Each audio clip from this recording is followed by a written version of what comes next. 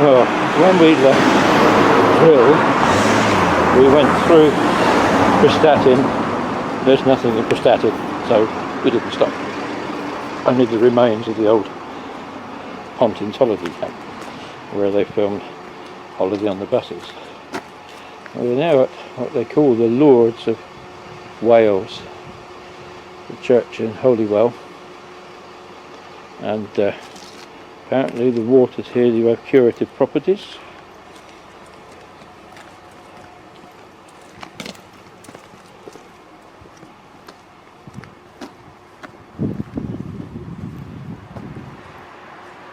And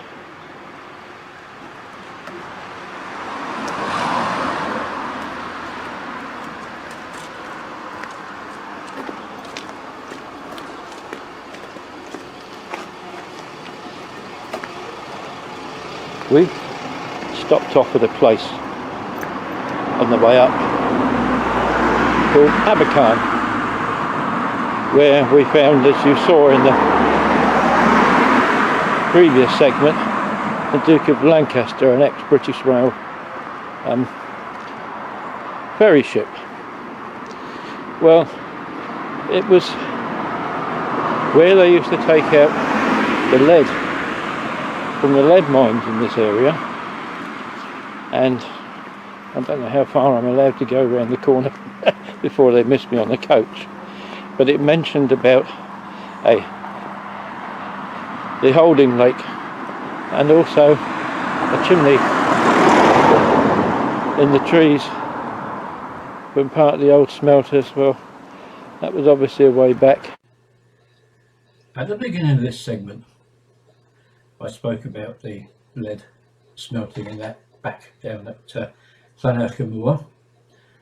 Well, the area around all these hills in years gone by was the centre of huge industry for lead and other precious minerals, and this particular valley being no exception. Hard to believe what you would have seen even as late as 1920s. Looking straight down here, a tramway went across the road as we see it now, on the level roughly into the entrance of that car park there and up into the hills just northwest of Holywell, and a freight railway which later became a passenger line went up to Holywell town from the coast just down here at Greenfield, which is where quite a large goods yard was established for the export, if you like, or moving out by sea of the products produced by the local lead and mineral works. So as you look at this picture, 100 years or so ago, it would have been vastly different, absolutely covered with industrial buildings and what have you, and a hive of activity. If you look just to the right of the building in the middle, where the slope of that green roof comes down and meets the foliage and the hillside, you'll notice there's a bit of a change to trees as opposed to what's probably shrubs and that. Well, just in there is the site of what was St Winifred's Halt, which was in the open back in the 1920s. And that's where people would have got off to visit the famous well, which, as I said, is known as the Lords of Wales. That was thought to have erupted actually shortly after St Winifred was martyred in the 7th century. And there was the halt. The line itself finally closed to all traffic in 1954, but just to give you an idea of how steeply graded it is, the whole distance from Greenfield to Holywell town was probably no more than about 1.5 miles, during which time it had to rise nearly 350 feet.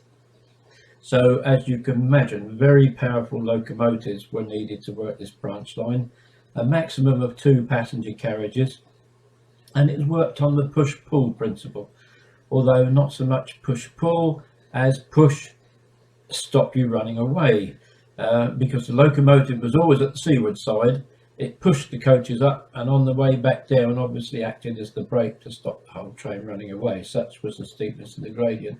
As I say, the whole thing was closed in 1954. There is, I think, now a footway along the side of the old branch line up there, but you can see just how steeply graded everything is, and how over the years it's returned to nature and produced a whole new look to the valley. And as you'll see from the film in a minute, just tucked into the right is the magnificent, that's all I can say. The architecture is stunning. All right, it may be looking a bit sad for itself there, because over the years the colours of the stone diminish and everything else, but what a building, thought to have been erected in the 16th 17th century, the main church building behind the well, but it's still very much a centre of pilgrimage even to this day. Well, I just wanted to come around here to show you the lovely situation of this church. And there's the entrance where they allow you to put a diseased limb or whatever it is in the waters. But look at its location. Isn't that lovely?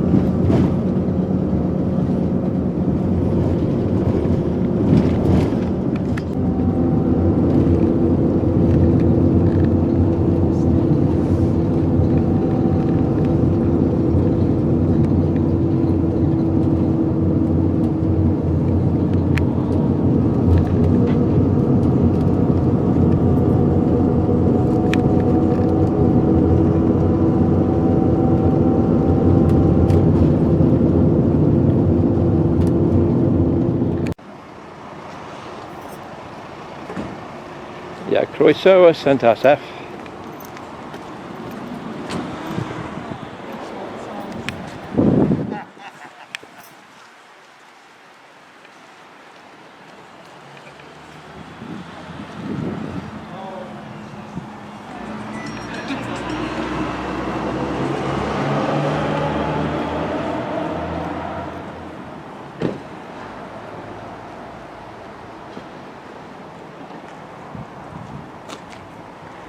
Eglwys Gadariol Thanclwy, St Asaph Cathedral.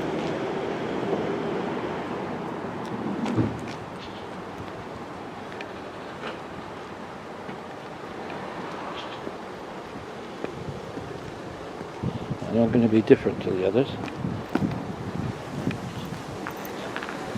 I'm going to go around the other side of it.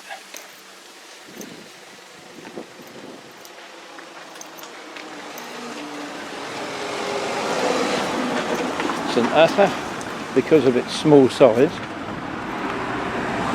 is the second smallest city by population, I think, in the British Isles. St David's must be the other one.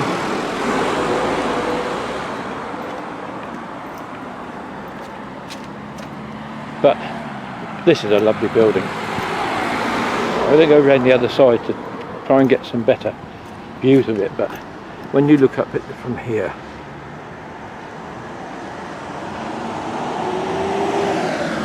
of course it's a cathedral that gives it its city status.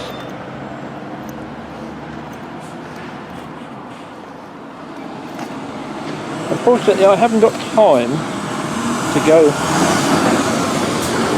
back down the road, but I don't know what the other lorry driver wants. Did he think I'm filming him?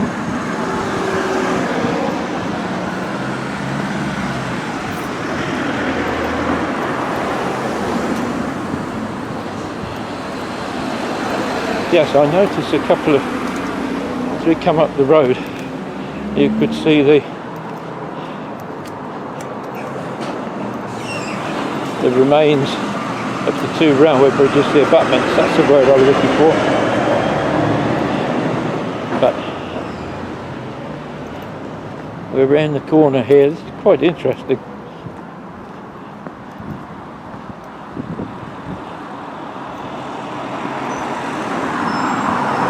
It's nice if the bus destinations were in Welsh as well as English, but they're not. Anyway, here we are. What a lovely, lovely building. I'm just trying to think what railway line that might have been. I know there was a branch line that went to Holywell, but I'm just looking at this rather nice structure here. If I get the chance, I'm going to walk down to it now, have a look and see if there's any information about it. There's some lovely old trees here. Very, very nice. Unfortunately, as is so often the case now, the church is closed. I've no idea what this is. I can't see any information about it. But although I won't be able to read what it says until I get back home and have a look, I'm just zooming in on that there. I'll do some reading up on the cathedral when I get back, and obviously I'll provide more information as I usually do, because I didn't have really any advance idea of what the itinerary would be, unfortunately, so I couldn't do any research in advance. But actually, just to stand here, oh, I've just noticed something.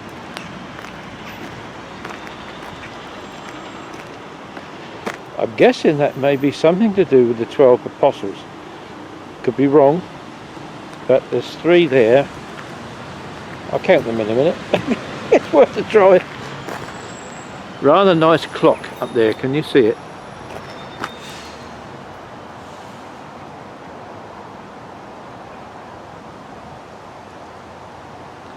Isn't that lovely?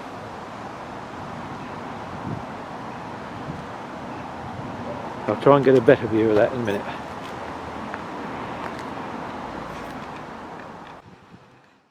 These are all named, they're not the 12 apostles, but Richard Parry, 1604, 1623.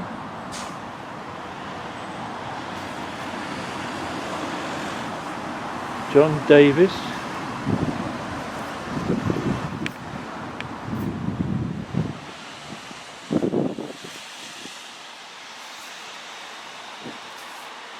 Edmund Crease, Archdeacon Merioneth, the Archdeacon of Merioneth, yes, 1621. Ah. Aha. William Morgan.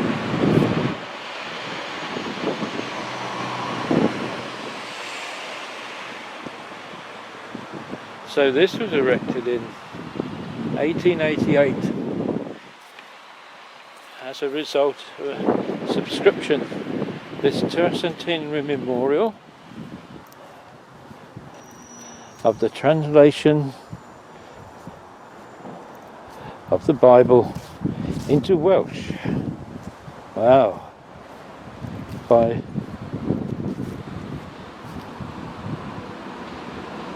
Bishop, can't really read that.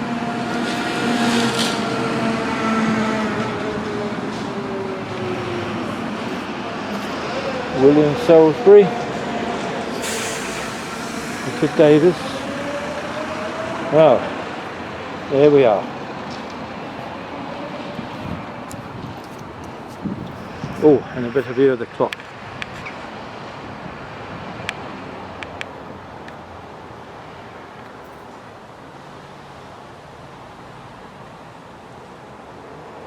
I've lost it now.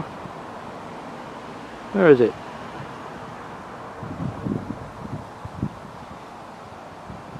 Come down a bit. There.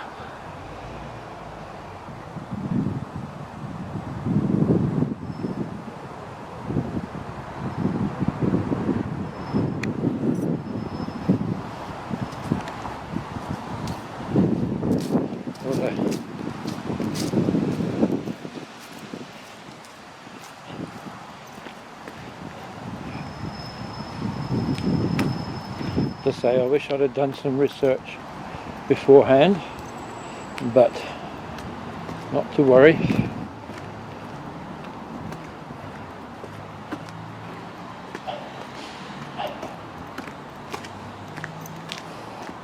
There's often a smell around these old buildings. Doorways, you think, what was that used for? Where does it go to?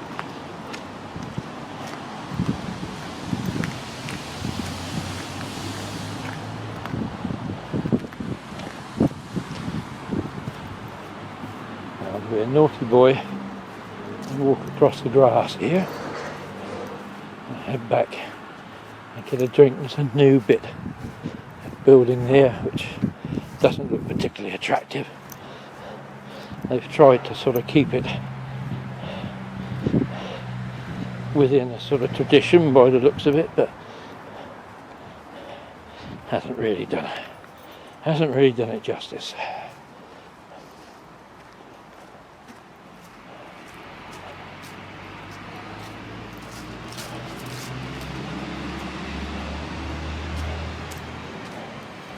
Anyway, there we are, folks. A quick round trip and a round tour. Lovely window here, and that is St Asaph Cathedral, set up on the hills of North Wales. Very nice.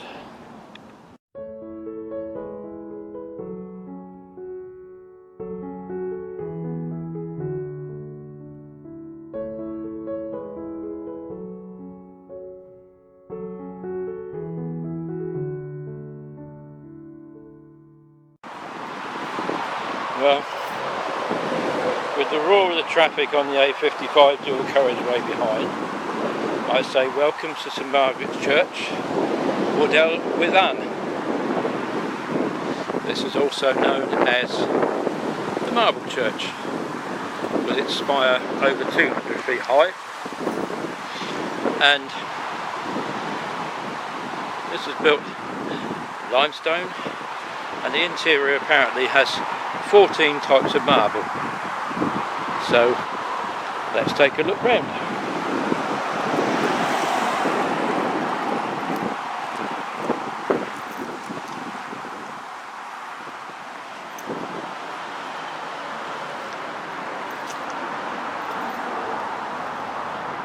I'm going to walk this way first because everybody else has gone the other way.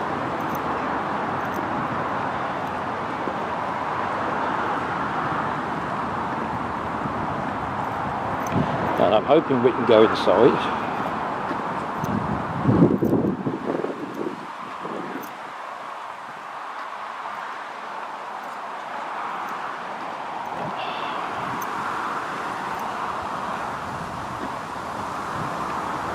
I may have to add this story afterwards, but Peter, the driver, has been telling us about these war graves here.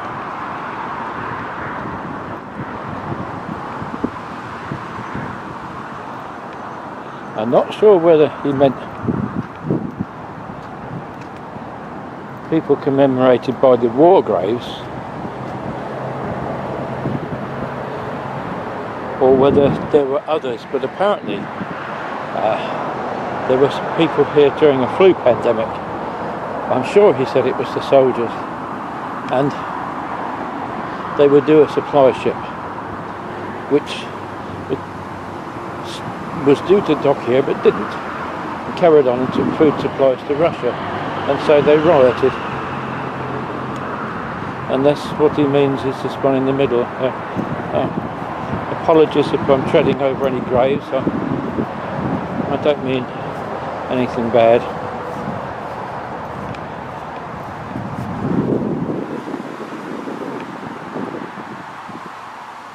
Memory of Canadian soldiers who died at King Mill Park Camp during the first. I wonder if these were the people that rioted. There's a plaque up here which we'll go and take a look at.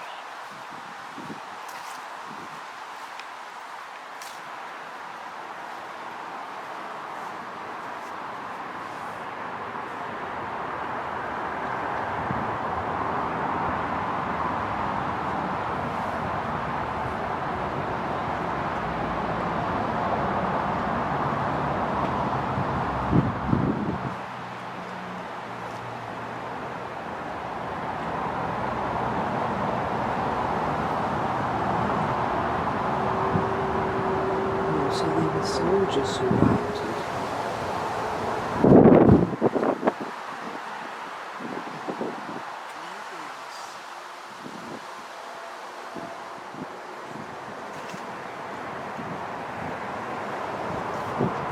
Spanish flu.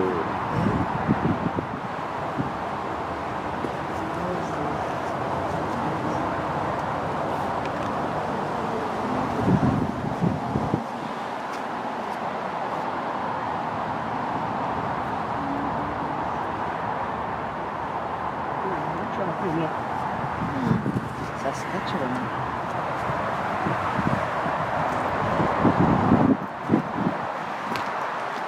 And that storyboard gives you a little bit more information. Apparently 5 Canadian soldiers died during that particular riot. But it says there, I don't know if we were able to read it or not, there's too many people around, something like 800 Canadian soldiers in this camp in this area, and many of them died during the Spanish flu pandemic of 1918, and most of their bodies were taken back to Canada for burial. But the main cause of the rioting here was because of that supply ship that refused to dock. And so 5 soldiers were killed in that particular riot, as opposed to the actual flu pandemic. I don't know if we can get inside. So many churches now, they're not allowed to go inside.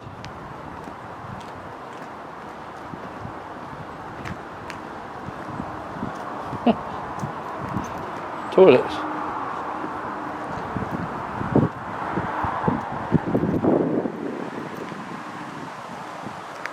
Interesting.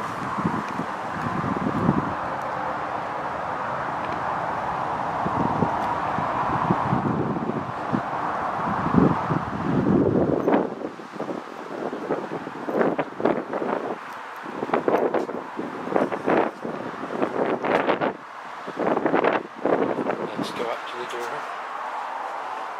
Is it open? Sadly, it's closed. And that is a great shame.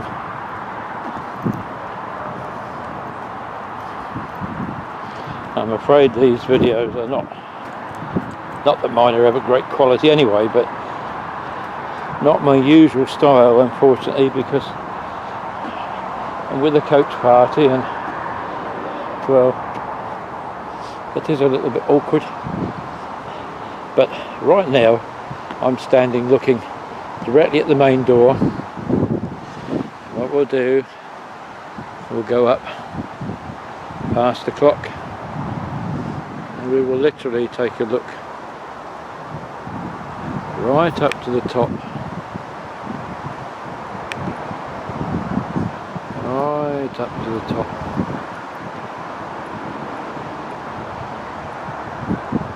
The tower.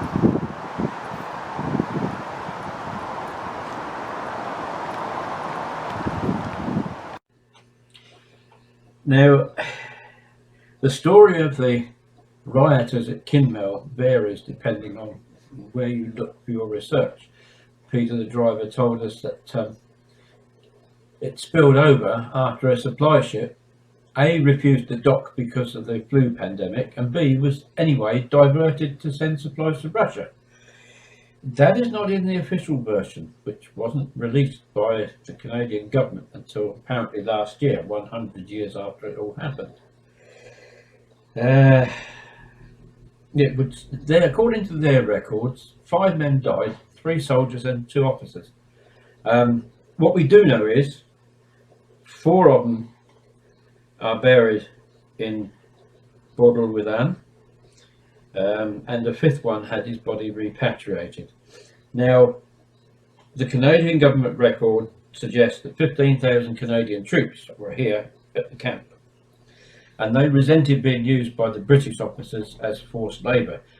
Their own officers were paid in full and could come as they go as they pleased, did what they like.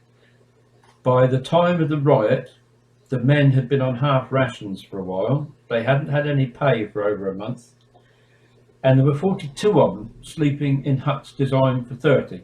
And the only way they could do it was to take it in turns each night. 1 blanket, 1 soldier on the floor. So no wonder they were getting a bit frustrated.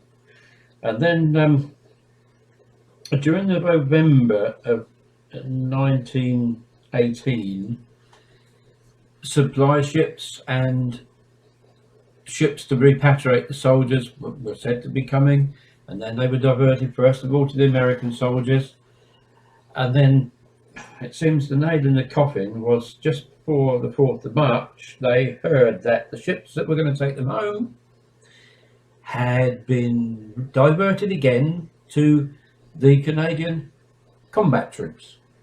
So these troops apparently at Kinmel hadn't seen action, the majority of them, but yet they'd been away from home for far longer than the combat troops, and it spilled over into disturbances. The main area where the commerce was conducted, where you bought your clothes and that, and the mess rooms and everything else, was known as Tin Town, and that was badly damaged in the riots and a lot of stuff looted.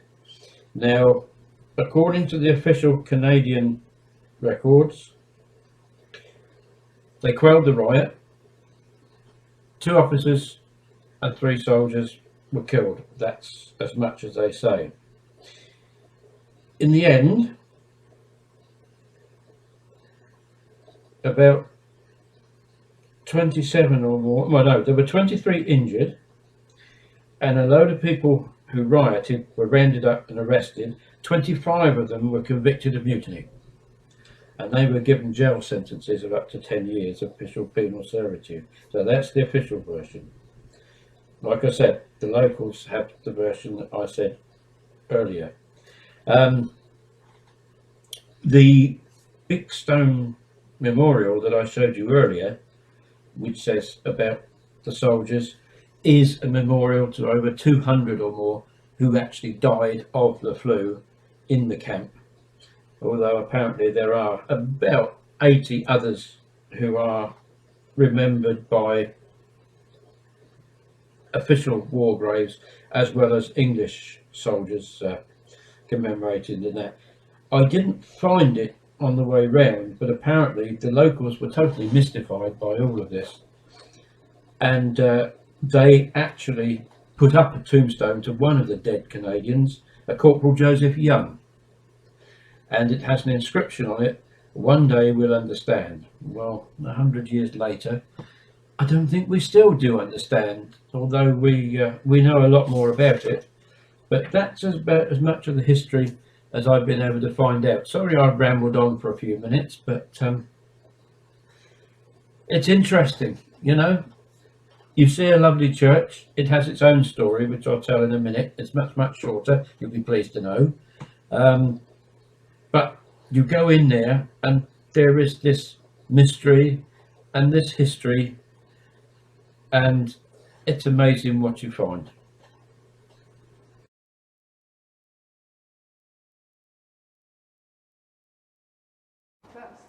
No, that's it, that's it. We've been allowed in for 2 seconds, Thank you ever so much. and that's just long enough to see what a beautiful church it is.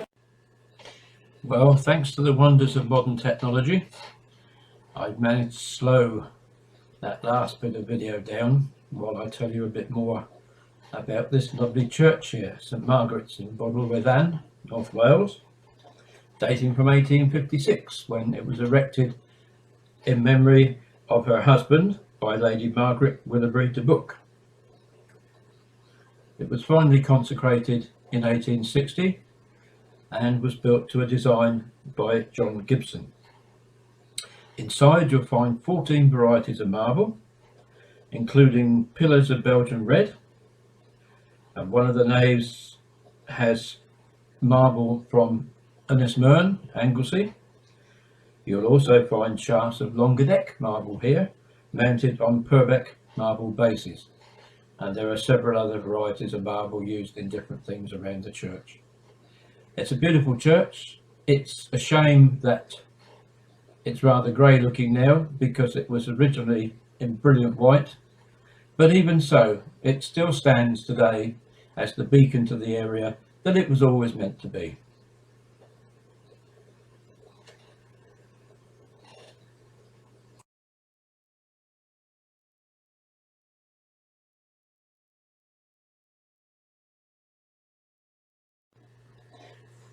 If you look on the top of the hillside in the distance in this particular picture, you'll see an obelisk, and we passed this any number of times. We had to, going in and out of Llandudno, and it puzzled me why the coach driver never said a word about it. Oh, well, this is a bit strange, because if it was something worth noting, surely he would have said something. So I did a bit of research when I come home. I'll put a close-up of it for you in a moment to close this particular segment. I'm sorry it'll be a bit grainy, but the trouble is, when you crop into a picture, you lose the clarity as you get closer. But just to emphasize the fact, you think, oh, that looks like an ancient monument. I wonder what it's about, how long it's been up there. Well, I found out it's not an ancient monument at all. This particular obelisk is at Bryn Padio, and it was built in 1992, believe it or not, by a nearby hotel. I guess it's a sort of a publicity thing. Apparently it caused a lot of controversy when it went up, but there it is. It's been there nearly 20 odd years now, and it's probably one of the most famous, well, perhaps I shouldn't say that, it's a landmark of the approach to Llandudno that probably very few people know very much about, because coach drivers obviously choose to ignore it.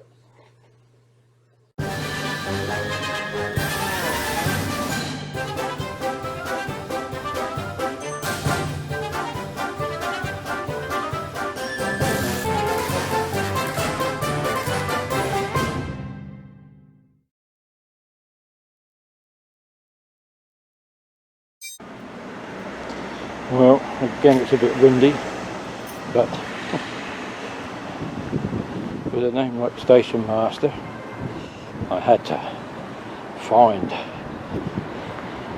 the odd bit to do with trains. So I brought you to Rheilforth, Llandudno.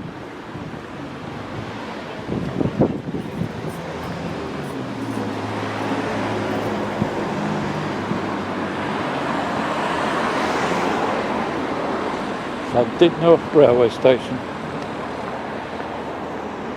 looking a very sad reflection of its former glory.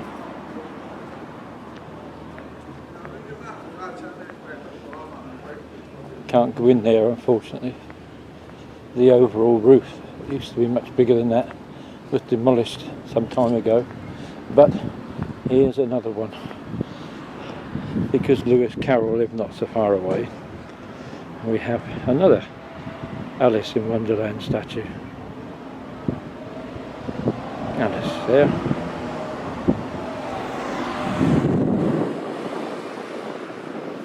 As opposed to the Mad Hatter we found earlier. I wonder how many more dotted around. I'm going to take a walk, hopefully down the side,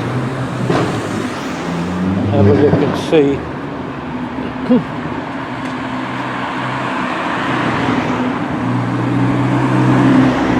what I can make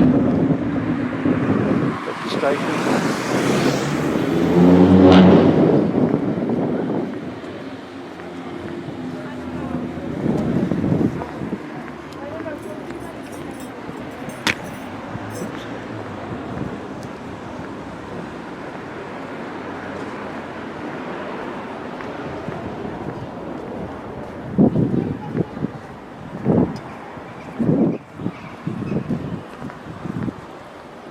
There's a little gate on the side here.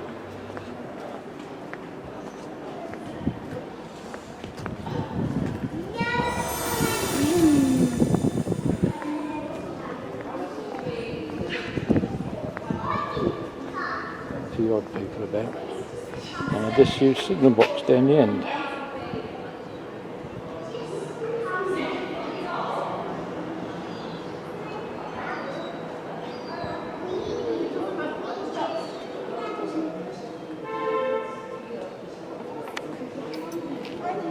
All controlled from Chester now, of course. What have we got? Next train, local service, Cathedral Junction, 1554.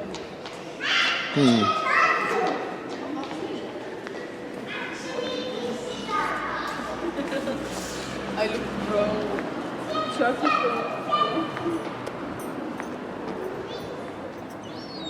Very, very sad reflection of its former self. But anyway,